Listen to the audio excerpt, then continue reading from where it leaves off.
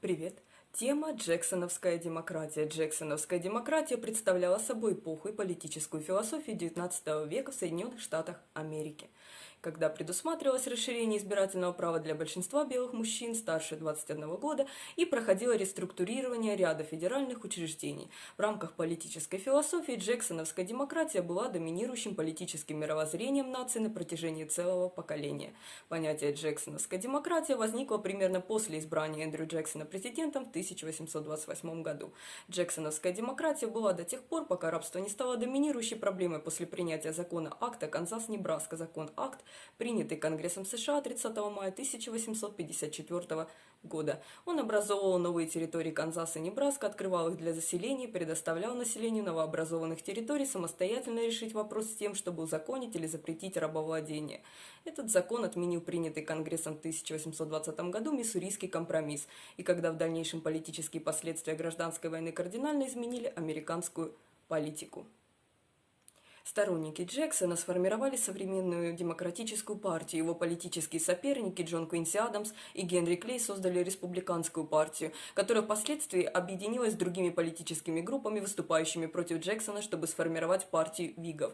Партия Вигов возникла как оппозиция Эндрю Джексону и демократической партии на основе коалиции Национальной республиканской партии, антимасонской партии и других более мелких партий антиджексонистов.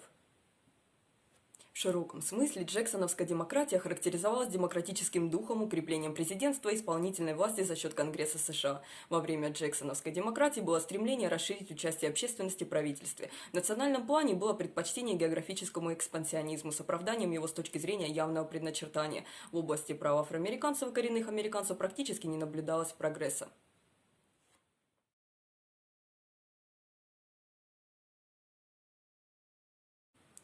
Джексоновская демократия была построена на следующих общих принципах. Расширение избирательного права. Считалось, что право голоса должно быть распространено на всех белых мужчин. К 1820 году избирательное право для мужчин было нормой, а к 1850 году почти все требования к налогам на собственность и платы на имущество были сняты.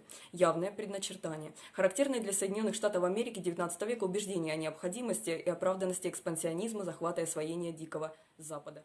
Покровительство также известно как практика продвижения и найма правительственных служащих, когда победившие на выборах президент или партия формируют состав государственных органов из своего окружения и своих сторонников. При такой системе во власть допускаются только хорошо знакомые политической элите люди, связанные круговой порукой.